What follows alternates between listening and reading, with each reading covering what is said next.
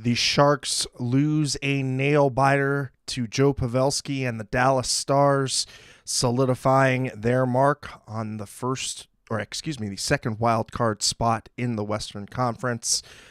I'll be joined by some awesome guests after this.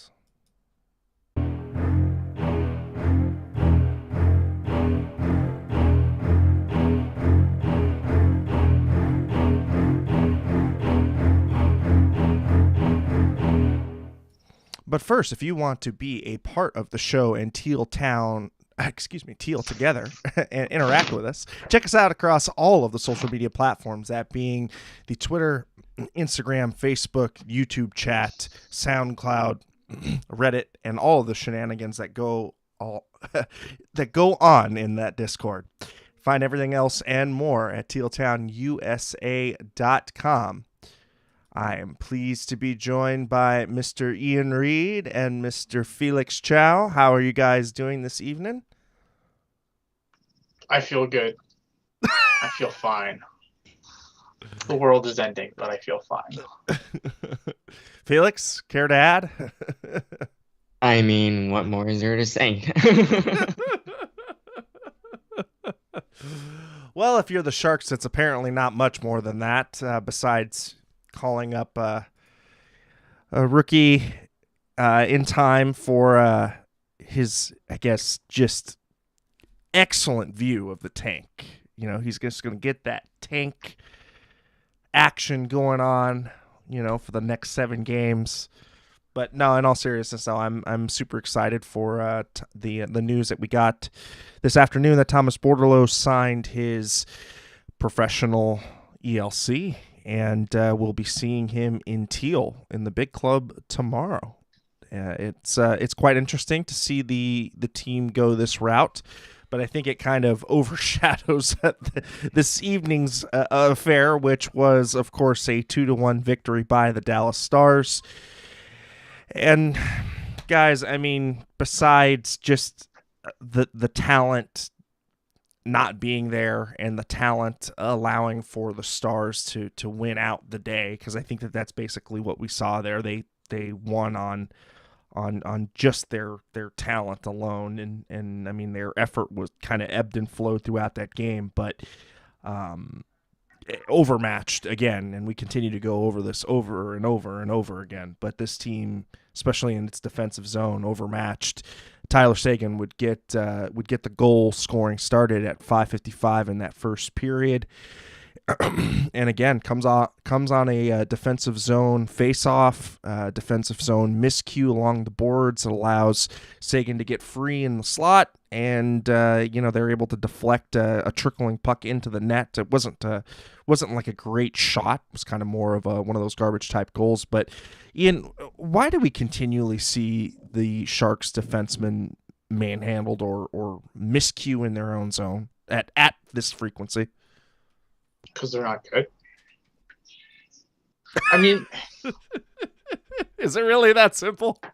I mean, it's part of it, right? Like, it's tricky, right? Obviously, I know I can already feel the daggers coming from the chat, but like, losing Erik Karlsson hurts. Even a seemingly disinterested Erik Karlsson, which I think we've seen over the past few games. Obviously now he's injured. Don't know what it is. Lower body injury, whatever, right? But like, if your solution to that situation is, okay, well, we're just, now your top 4 consists of Magna and Milosh. I mean, that's probably not good, right? Because we can't get Merkley there. That's just not allowed. Yeah, we can't have fun on the blue line. God forbid. No. So I think, yeah, I mean, it's just like, it's not good. I've been a pretty serious critic of Nick Milosh a lot this season. I feel like I'm just beating a dead horse at this point. I think Jacob Magna's the better defenseman of the two, but I think on a good team, are these guys even a 6? I don't think so. I don't think either of them are a 6 on a good team.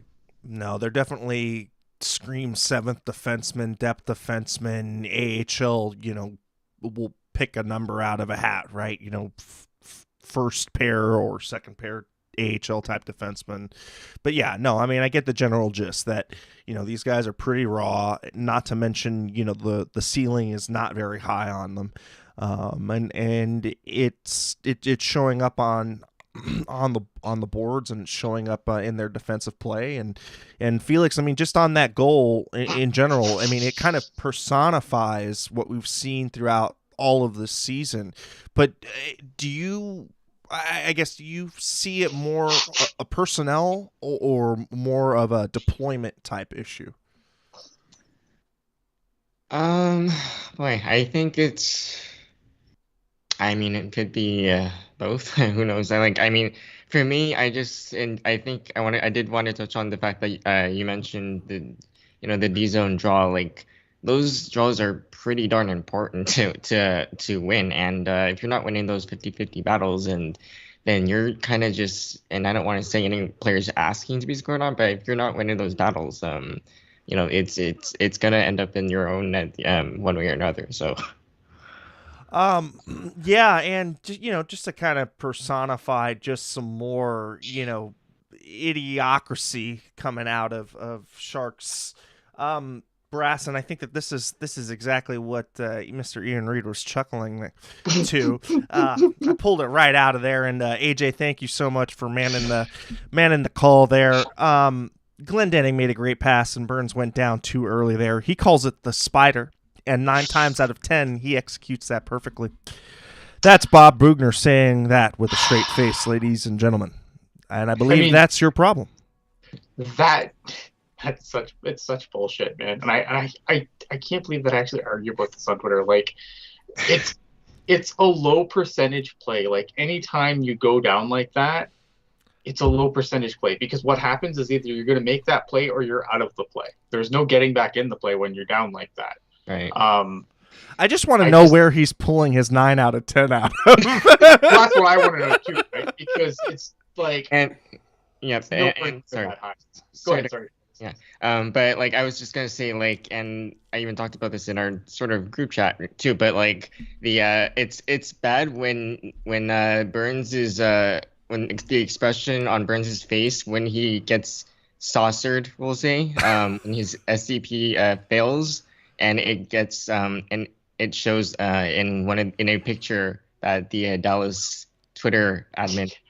I think what Felix is trying to articulate there is Stars PR doing a bang up job on the gifting with the with the Burns starfish, and Luke Goaltending just eyeing it with, he's just got these big eyes because he already knows when Burns is going down. He's like, that fucker's just got to get down. I can just lift it right over his stick and we're home free. And what happened? Just toyed him. Like, you just literally toyed with him. I just want the Kool-Aid. Like, I want to taste the Kool-Aid. That's all I want, man.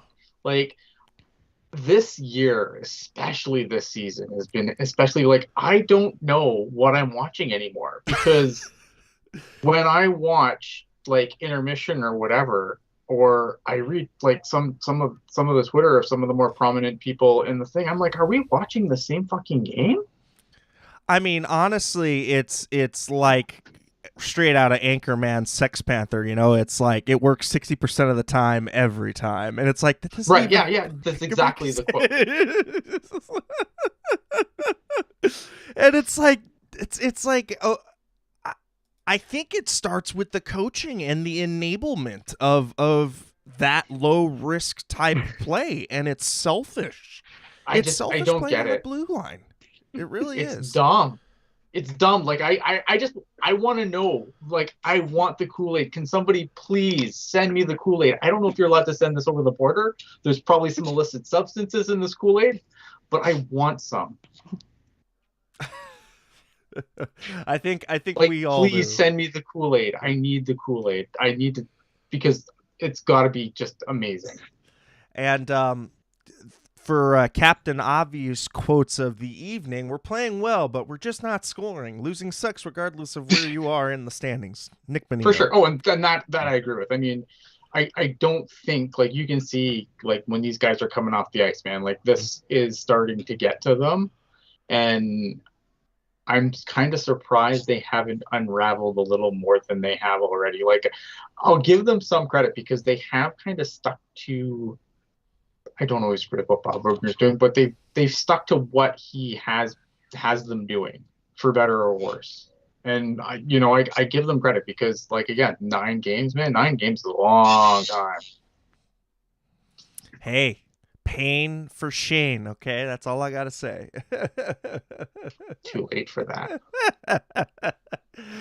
Oh, I wish they would have come up with this particular tactic in the standings a little earlier, so we could have gotten some more pain for Shane. But I digress. So going into that second period, the Stars had a 1-0 lead. You had Michael Raffle, of course, we alluded to Brent Burns going down on the Starfish. The Sharks give up their 11th shorthanded goal of the season. Luke Glendening with all the sauce you could handle and more. But the Sharks would come back and make an interesting. Timo Meier with his 33rd on the year. Ryan Merkley and Mario Ferraro getting the assists there at 19:23. So kind of one of those energizing goals in the last minute of play. I think Timo Meier, it's safe to say, will make 35 goals this year. And I think we might even be looking at 40 assists hurdle watch. So it'll be cool to see those guys get those personal milestones. Of course, I don't usually ask the questions on this show, but it was this Mario Ferraro's best game since coming back from injury. Because I think so. Yeah, I would venture to guess that tonight he looked the most quiet his game has looked since coming back from the injury. Felix, what are your thoughts on Mario Ferraro's game this evening and chipping in on the rush with Merkley? Yeah, I thought he looked great. I mean, like he definitely had a quiet game, like you guys said, and he looked himself out there. This was definitely one of his best showings. So I definitely agree with that. It's hard to get back up to like late season form, especially with an injury like that. I mean, and the speed at which he came back to will never not baffle my mind. Like, mutants are real, and Mario Ferraro definitely is one. Yeah, that's for sure. Talking about another mutant seemingly in the nets, Kahkonen has a really good work ethic. It starts in practice and he battles every play. We haven't given him the goal output he needs. That's also from Nick Bonino as well. And guys, let's just talk about Kahkonen. I think we're seeing the future play out, the future of the Sharks net play out in front of us. To me, this last span of 4 or 5 games from Kaapo Kahkonen has really kind of opened my eyes to potential 1A type goalie here coming out of this guy. What are you guys seeing from Kaapo, and are you guys feeling similar vibes, or you guys still on the fence about it? I mean, it's too soon. Like, I haven't seen him play enough games yet. Goalies are weird, right? But like, the early results on Kaapo Kahkonen have been really good in my view. I think I agree. Like, I think you can be happy that the Sharks are losing and, trying to improve their draft positioning. But like, it wouldn't break my heart to see this guy get a W because he's deserved one on so many games this year. Yeah. And I mean, I feel bad. Like, I feel bad for the guy because he's played well enough to win a lot of games, and the Sharks just haven't given him any goal support, and that sucks. I mean, it's great for draft positioning, but I think it sucks for him, right? Yeah. And Felix, I guess, kind of quickly, more question on longevity and future of where the Sharks should go, because we haven't heard you chime in on the goalie situation. What are your thoughts on the three-headed monster going into the off season and what needs to happen with with that? Yeah, no, I think that's actually a sort of position that has also that I've kind of sort of pondered to myself and sort of asked around with my other friends about, and I think that's going to be an interesting position where we could possibly see. I mean, I feel like we're going to see some movement at that at goalie. You know, uh, Reimer has definitely given the Sharks the most consistency. Kahkonen has also been quite consistent, and he's as Ian said, like the return so far, he's played well, like, and he's deserved to win, which I wholeheartedly agree with. So I think it's going to be very interesting moving forward, and I think with Aiden Hill unfortunately dealing with injuries, could he be I don't know. Again, I don't know the whole, I guess the roster maneuvering well enough, but could he be the odd man out, in the off season? And, could we see, and, if Reimer doesn't get moved, could we see Reimer and Kahkonen going forward? Who knows? I mean, if you feel as if Kahkonen is going to be, that stud number one type goaltender, and you don't believe in the 50-50 split, that has kind of come in vogue as of late in the NHL, then I think you're absolutely right there, Felix, with keeping Capo and going with Reimer as the backup and really kind of solidifying the net there. But if you, I don't know if you go with Reimer as the backup though. I think the goal should be to whoever's going to take the net needs to unseat Reimer. That should be the direction. So how about with Capo Kakonen's play at the moment? I mean, between Reimer and him, who do you like from an eye test perspective? Because I mean, the stats with how they're it's doing hard now. Because I've seen more. Like we've seen a lot more of James Reimer than I have of Capo Kahkonen this season. So like Reimer would be like Reimer's been steady for a lot more games. The sample size on Kahkonen, it's still really small, right? Like especially at games in San Jose. But I will say, like I think since he's been here, I think Kahkonen's probably only had really one bad game. Right. But I mean, it's hard to just say, like, based on that small sample size of games, like, oh well, they should never play Reimer again, right? Like I feel like Reimer has probably been the better goalie of the two this season. But I didn't watch a lot of Kahkonen in Minnesota. So I think you start the net, and I think if you're going to start next season, if James Reimer is still here, James Reimer's your 1A, and he stays that way until he loses the net. And if he plays like he did this year, good luck, Kahkonen, or Aiden Hill, or whoever it happens to be. I have to imagine it's Kahkonen, and or maybe they go Kahkonen and Hill. Who knows? I mean, I don't know if I would go that route, but they have to do something.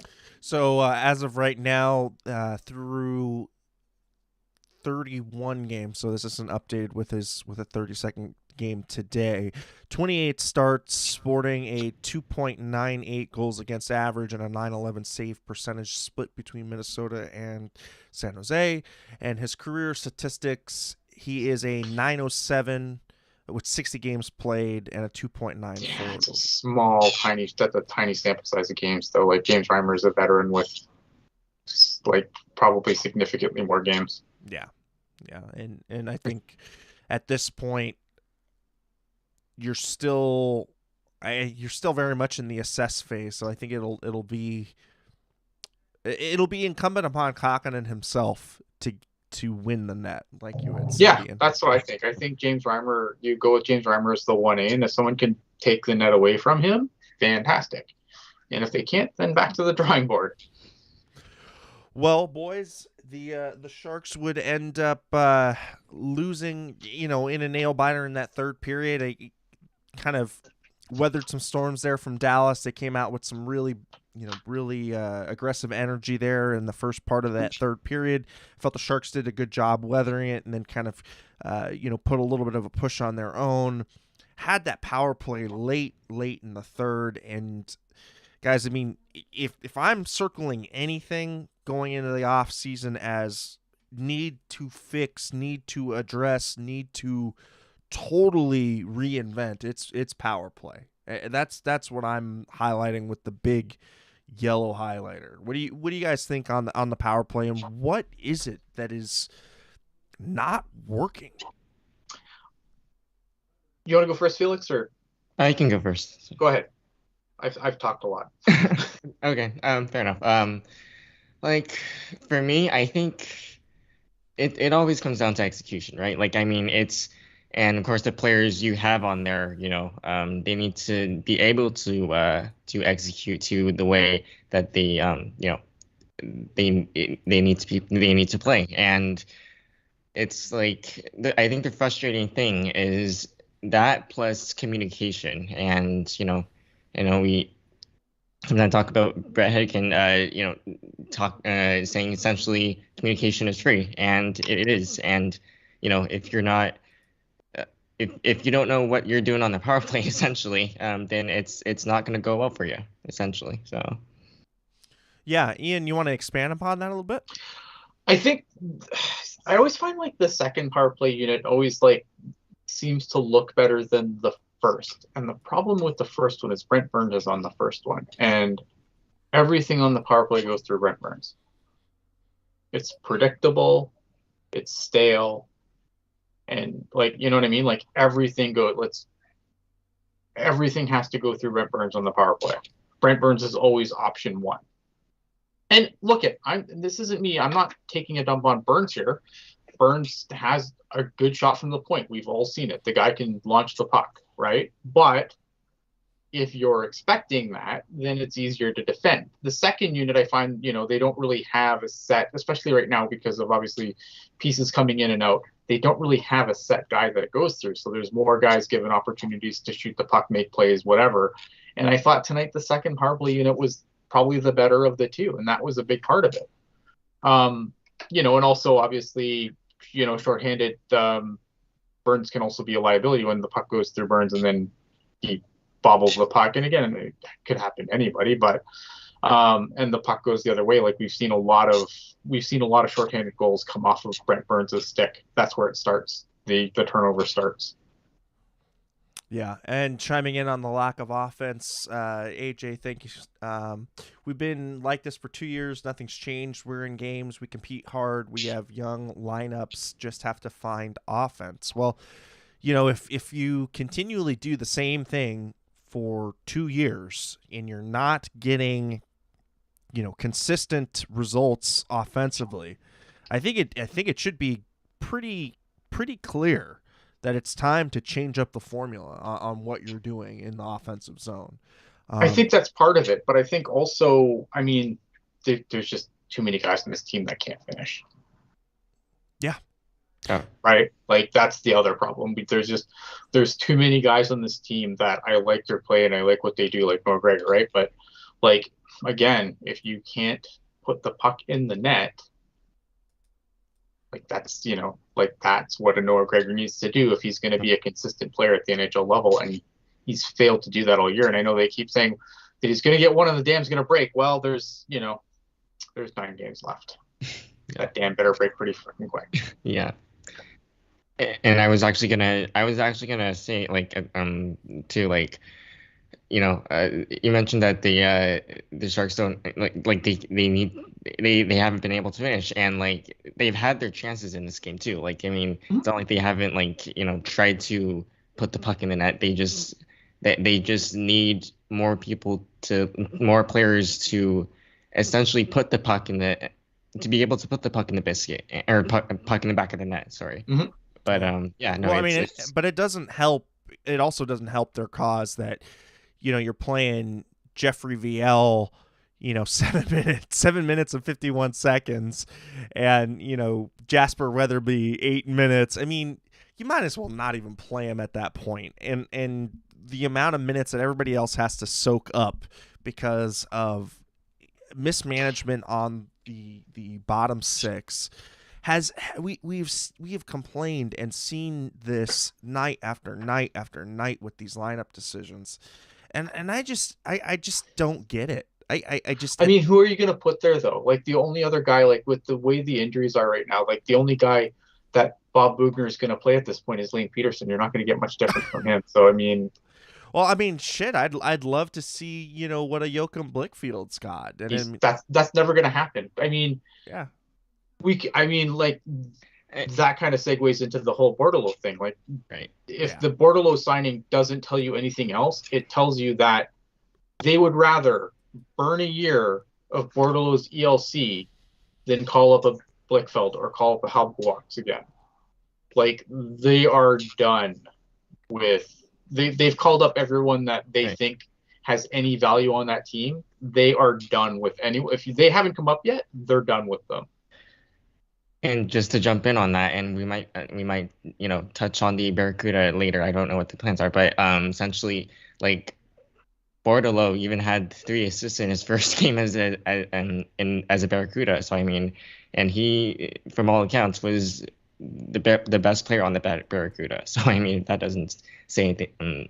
You know, if that doesn't tell you, it's an indictment on the depth. I Right. think It is, yeah. where you're coming from on that. right, right. Yeah, and it.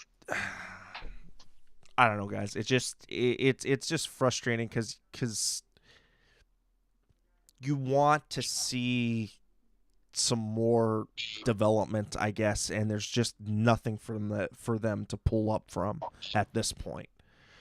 And yeah, it's an indictment upon the franchise as where it's at, prospect wise.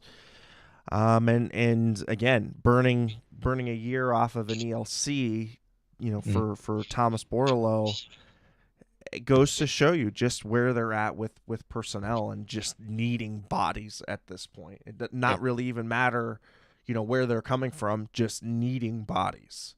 Yeah, I mean, and look at and again, help is on the way, right? Right. Like, you're gonna get Bordelot's gonna come up and he's gonna play for the Sharks because he signed his ELC, and I'm excited for that. I mean, I think everyone should temper their expectations. Like, I if they lose again next game, like, you know, don't freak out and be like, oh my God, this guy's a bust. We're so excited for this. If he doesn't score a hat trick, you know, in Minnesota, let's not get carried away here. But you know, but also in the Barracuda are also going to get some help.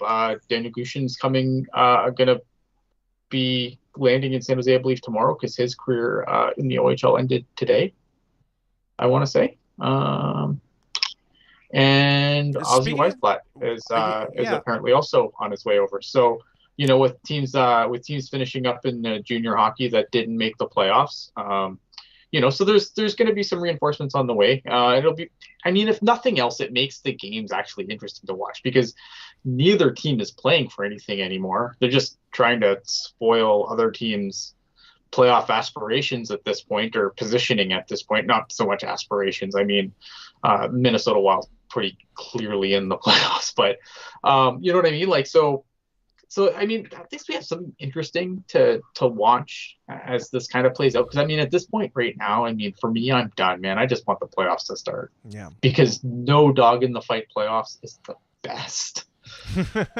Well, if you have not already, put your reminders in your calendars for tomorrow's Pucknologists, please go and do that right now. 7 p.m. guys, and he will Hockey Jerk will be going over ELCs and what that means for his contract. But Ian, I think maybe give everybody a quick primer. Why are they burning a year off his ELC, and what does it mean, and why are we all concerned about this?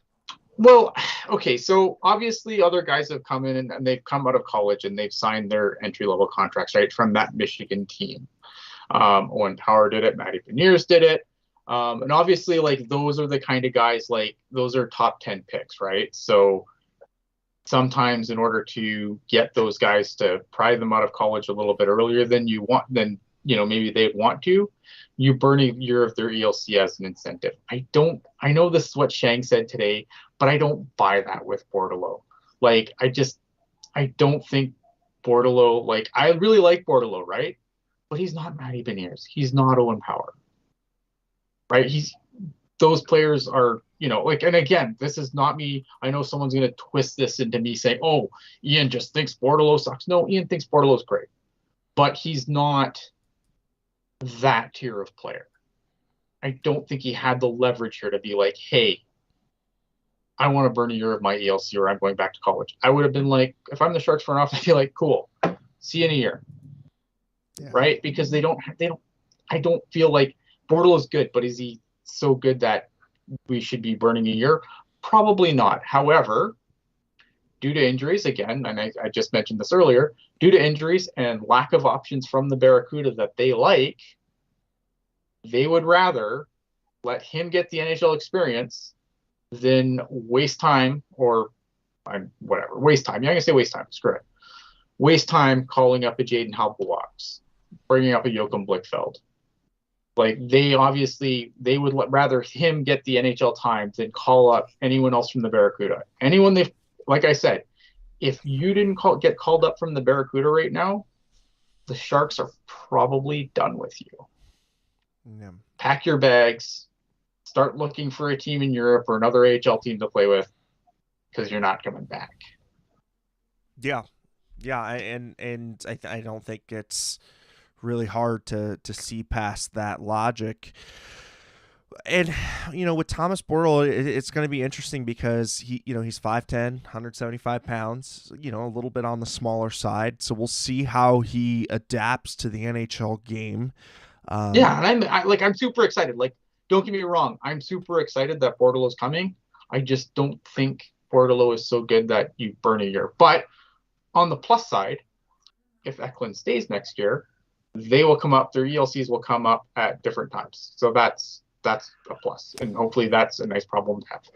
Okay, so let's say Bordeleau comes up, and in the remaining 7 games, let's say finishes the stat line 5 points, let's say 2 goals, 3 assists in 7 games.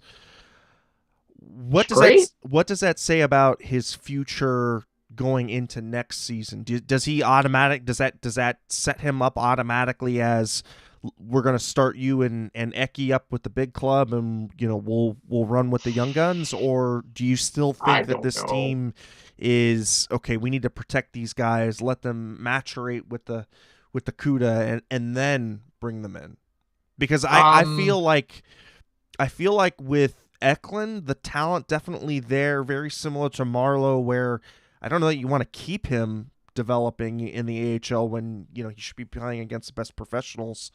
But with a guy like Bordeleau, where not only are you fighting his size, but you're also fighting the lack of pro experience, whether because he's not even been in the Allsvenskan or anything like that. He's been playing college hockey. I would like to see them play. I don't know. I don't trust Bob Boughner. Right? Like, I don't trust. Like, maybe could these guys both be, should they both start in the lineup? I mean, we'll see what training camp brings, but like right now, I would say probably. Like, if you think he's good enough to burn a year of his ELC, which the Sharks obviously do because they're doing it, then I mean, you have to at least give him a start. The thing is, next year is that the Barracuda are going to be a much better team. So like, going to the Barracuda next year isn't the kiss of death that it would have been this year or last year. Yeah, like, there's going to be the Barracuda, at least in the forward group, still a little sketchy on the defense. We'll see if Magnus Krona signs his ELC during the offseason, and then comes in, and then maybe that'll have them set in goal. But I don't think spending time on the Barracuda next year is going to be the worst thing for anyone, especially if the team's a tire fire again. Like, I don't mind, and I think, look, we saw Timo Meier, make a few trips up and down, and he's been fine for it, right? Yeah. I mean, Felix, you did want to talk a little bit about the Barracuda, so I guess it's a great segue going in. The Barracuda apparently tying in their last game. Is that what I'm reading correctly from this game recap? 0-0 against the Abbotsford Canucks, April 15th. Wow, if that's the case, I didn't think we had ties. I didn't think so either. But what's getting you getting excited about the Barracuda? Yeah, for sure. I think, you know what? I think though, like, look where this team is at right now, where this organization is at. You might as well get excited about the Barracuda, right? Because like this, it's not like the Sharks are like contrary to what state media wants everyone to think. The Sharks are not going to be playoff bound anytime soon. So, and this is just horrible, by the way. The San Jose Barracuda, please get your act together on your website updates. It was 4-3 in overtime. Abbotsford beating the San Jose Barracuda. Yeah, that's well, correct. there you have it. Yeah, that's yeah, I would echo that sentiment. But yeah, no, I mean, like the again, like right now, it's a great time as ever to be excited about the Barracuda, despite like the lack of organizational depth. Because again, all the names that we've mentioned, Eklund, Bordeleau, all the names that are coming, you know, Houston, Ozzy Weisblatt, you know, it's time for this team to dare I say get younger. Yeah, I'm just wondering who's going to play defense. They're going to score a hell of a lot of goals, but who the hell's going to play on the blue line, Ian? Yeah, I'm not sure, man. That'll be one of the more fascinating things in the offseason is seeing not only are the Sharks going to be interesting this offseason, I think, because obviously with the new GM and everything hopefully coming sometime, you know, before I'd like to see it done before free agency. Like obviously you don't want to rush or anything, but like I mean, I'd like to see it done before the draft. The draft's already set though.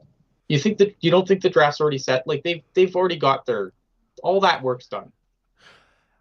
Yeah, and I don't think even if you did hire a GM before the draft, I mean, it's not like they're going to change the drafting staff or the player development staff within that span. Exactly. And I think like you're gonna default to the scouts, and they've like all that work is gonna be done by the time the draft arrives. The GM's just the guy that's gonna go up there and say, "Hi, I'm the GM, and this is my pick." But the work's already done. It's free agency where I think you really need someone in place because that's gonna set off and buyout windows too, obviously.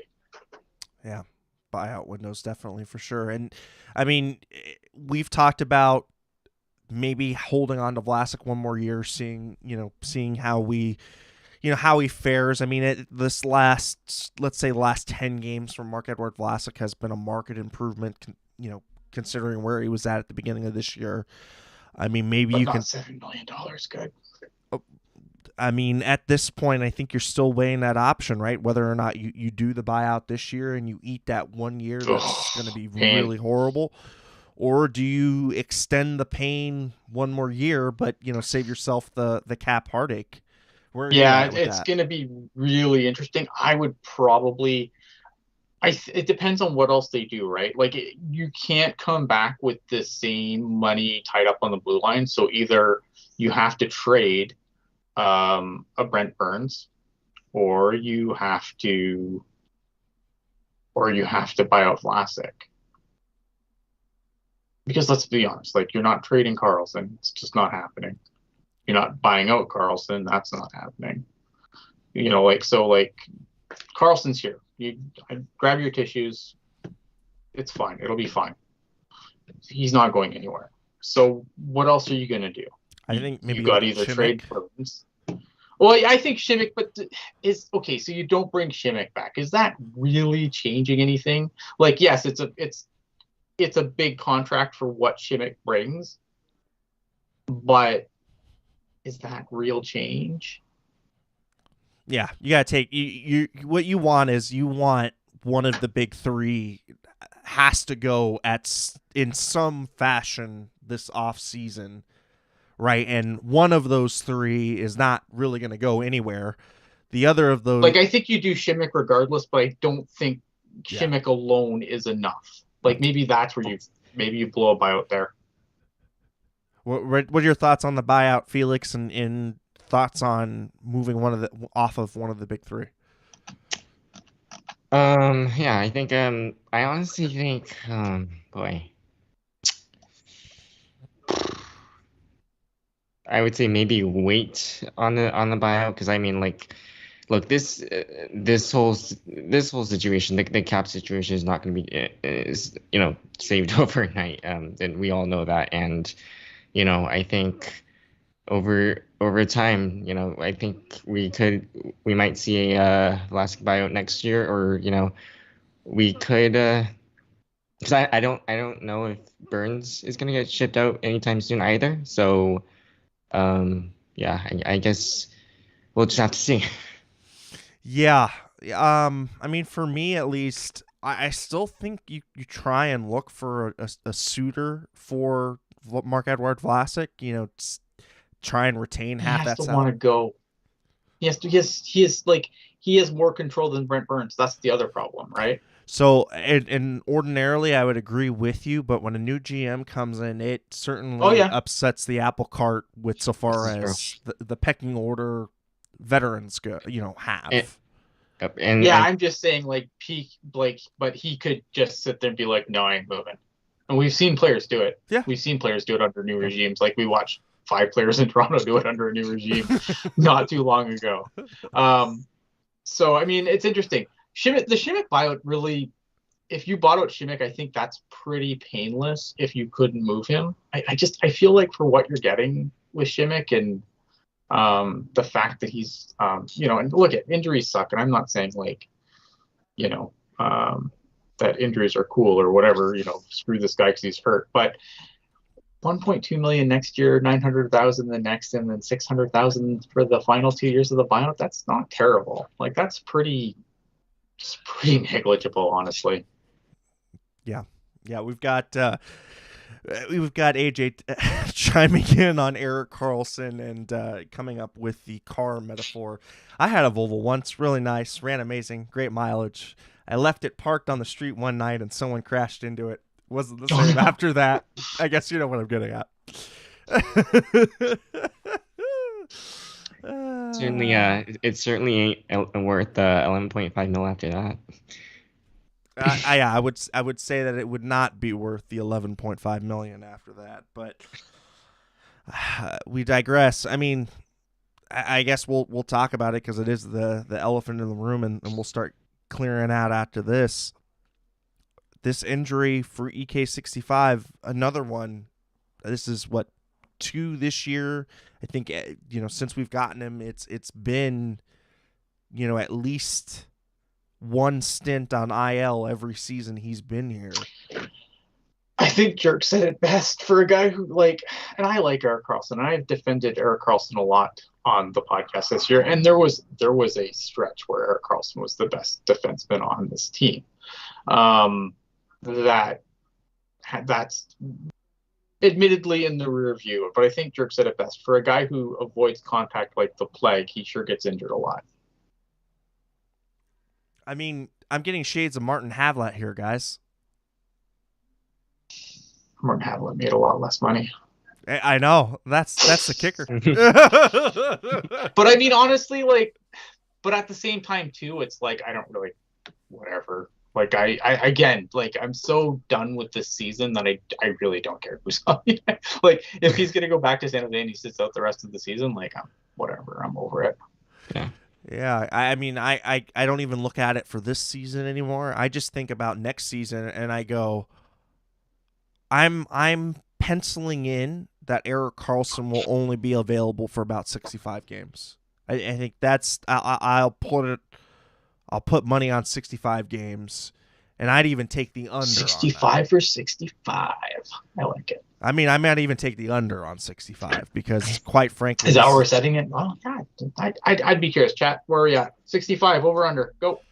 65 games for EK65, chat. You've heard it here.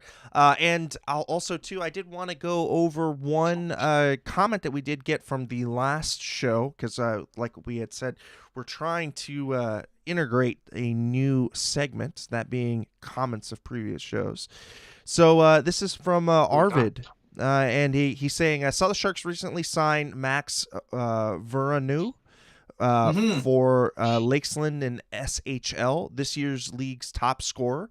Hope he can transition his game from the big rink to a small one and be as productive for the Sharks as he has been in the SHL. Ian, we looking at this more of a Antti Suomela or a Jonathan Dahlin type player in the rough here? Older, right? So I think he's 26, 27. How old is this dude again? I can't remember. Find his cap friendly here. He's 26. So, I mean, I'm not sure.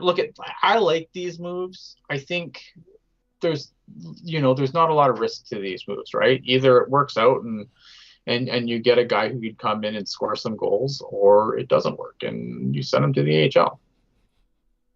It's fine. It's such a low risk move. The salary, again, it's a 1 year, $750,000 contract. I like it. I mean, am I expecting big things? No.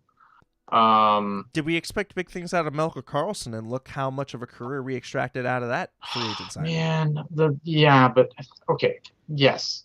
But a lot of that happened when you could put a gerbil beside Joe Thornton and they were going to score goals. Paging TJ Gagliardi. Right? You know what I mean? And obviously, look at Melker settled into a nice role with the Sharks, and he was the Swiss Army knife for Peter DeBoer. I don't know. I'm not super hyped, but I like it. I think it's a low risk. What the hell do you have to? You have nothing to lose by doing it. I like it. I bring him over. All right, Felix, what are your thoughts on the signing? And do you want to see him with the Barracuda first, or do you want to see him get a shot with the big club? I'm with Ian on this. I like the deal. I personally see him. I want to see him get a shot with the Cuda. I want to see him with the Cuda and sort of, make that team. Watchable for the fans again. I harken back to the Bordelot having 3 assists and being the best player for the Cuda during that his first game. So if it's that bad, then I look for I want this kid to improve what we have right now. Yeah, I look at, and a lot of these guys come over a lot of these guys come over and they fit really well into your middle six, your third line. The Sharks need some legit, third line people. So this is one of those guys who could come in out of camp and really show something. A lot of time over, obviously the North American game takes a little time to adjust to. Obviously, I think he played how many NHL games has he played? So he's played 16 games in the NHL. So we'll see what happens, right? He played in the AHL too, so he's got a bunch of AHL games under his belt. Went over to the SHL. Yeah, man, I'm curious. Let's again, if we can find a guy who can fit onto that third line, I'm for it. Yeah, if he gets called up, then I'm absolutely for whatever improves his team, honestly. So, well, gentlemen, I think that's gonna start to wrap us up. Yeah, we'll head over to the chat in just 1 minute. We'll go through the in case you missed it, and then we'll do final thoughts, final chats, and get on out of here. Okay. So, in case you missed us and you want to check us out across all of the podcasting platforms, check us out on the Apple Podcast Store, the Google Play Store, the YouTube Rewind, the SoundCloud station. You also got Spotify, TuneIn Radio, and iHeartRadio as well. Check out all of that and more on tealtownusa.com. And in case you have not already, please like and subscribe this video, comment, and next time we'll get your comments on a show and we'll talk a little bit on the Sharks. Gentlemen, let's quickly get some final thoughts from the chat. I believe Denver Doyle had a shout out for Ian. Ian, why don't you go ahead and take this one away? Yeah, so concerned with why the Sharks are keeping Joe Will involved in the new GM search. What's the point of an extensive external search if he's interviewing candidates who have the same vision as him? I think, look at the one thing that was Doug Wilson's thing as general manager was he was Hassel's hockey guy, right? And so obviously, like, if you look at the rest of that panel, there's Hasso Plattner and then there's Jonathan Becker. Jonathan Becker is not a hockey guy. He is a business guy. So obviously, Joe Will has been in his chair for a long time. He knows where the bodies are buried. He knows what the contract situation is. So I think, is it concerning? I guess maybe a little bit. But I don't think they go through this process if they're not looking to change things. And I think that, like, if they just wanted more, if they wanted just to continue running the same way it is now, then if Joe Will doesn't want the job, they make another Doug Wilson guy the general manager. The fact that hasn't happened leads me to believe that they need a hockey guy on the panel. And obviously Becker is going to hear things from a business perspective. Hasso's a smart guy. Obviously, you don't get to be a bajillionaire without being a smart guy. And I think that, he's going to obviously offer his input on the hockey side. I don't think it's going to be Joe Will who's going to make that decision alone, though. But being Doug Wilson's right-hand man, I think that Hasso is going to want that input. Because I feel like if they weren't going to go in a new direction, they wouldn't be doing any of this. It would just be another Doug Wilson guy, keep on keeping on.